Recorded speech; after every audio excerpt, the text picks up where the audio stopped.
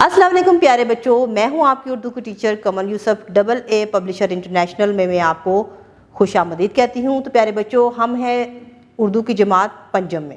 آج کے ہمارے سبق کا عنوان ہے عہد کی پاسداری۔ مشق نمبر 1، متن کے مطابق درست جواب کا گرد دائرہ لگائی۔ الف، اقصیٰ کو شوق تھا پڑھنے لکھنے کا۔ ب، اسکول کی آپا جی اپنے ساتھ لاتی بیٹی کو۔ جیم، اقصیٰ نے اپنے دل میں سوچا سیما کو پڑھانے کا۔ دال، اقصیٰ نے سیما کو پڑھنے کے لیے دیں اپنی پرانی کتابیں۔ ہے، سیکھنے اور پڑھنے لکھنے کے لیے کوئی قید نہیں عمر کی۔ نمبر 2، دیے گئے الفاظ سے متعلقہ جملے سبق میں سے تلاش کر کے اپنی کاپی میں لکھیں۔ شیوا، اشتیاق، عرصہ، قید، کارنامے۔ سوال نمبر 3، سوالات کے جوابات تحریر۔ الف، اقصیٰ کا مزاج کیسا تھا؟ جواب، اقصیٰ نیک دل اور خوش مزاج لڑکی تھی۔ ب، سیما کو کس بات کا شوق تھا؟ جواب ہے سیما کو پڑھنے اور پڑھانے کا بہت شوق تھا۔ جیم، اقصیٰ نے سیما سے کیا وعدہ لیا؟ جواب ہے اقصیٰ نے سیما سے یہ وعدہ لیا کہ آج سے وہ خود اس کو پڑھائے گی۔ دال، اقصیٰ نے سیما کی مدد کس طرح کی؟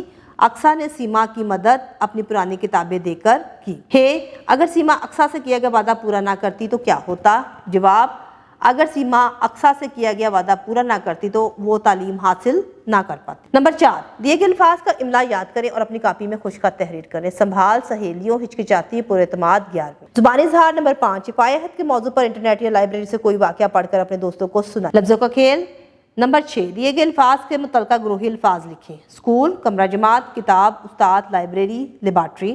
چمن، پھول، کانٹے، گھاس، درخت، پودے۔ بازار، دکان، خریدار، دکاندار، چوڑیاں، کپڑے۔ تہوار، خوشی، مٹھائی، چھٹی، نئے کپڑے، عیدی۔ بارش، ہوا، پانی، چھتری، گھٹا، جل تھل۔ زبان شناسی، حروف ندا، حروف تعصب۔ یہ ہوئے جملوں کو توجہ سے پڑھیں۔ ارے آپ لاہور سے کب آئے؟ اظہر کے والد ایک حادثے میں جاں بحق ہو گئے۔ حروف ندا وہ حروف جو کسی کو پکارنے یا متوجہ کرنے کے لیے بولے جائیں حروف ندا کہلاتے ہیں، جیسے پہلے جملے میں ارے حروف ندا ہے۔ حروف تعصب وہ حروف جو غم اور افسوس کا اظہار کرنے کے لیے بولے جائیں حروف تعصب کہلاتے ہیں، جیسے دوسرے جملے میں حروف تعصب ہے۔ حروف ندا اے، او، ارے، حروف تعصب افسوس، ہائے ہائے۔ تخلیقی لکھائی 7، افعائے عہد کے موضوع پر ایک اخلاقی کہانی لکھیں۔ اس کہانی کا مناسب عنوان اور نتیجہ بھی لکھیں۔ عملی کام، کسی چارٹ پیپر پر 2 پھول بنائیے۔ ایک پھول کی پتیوں پر اچھی عادات جبکہ دوسرے پھول کی پتیوں پر بری عادات تحریر کر کے کمرہ جماعت میں آویزاں کریں۔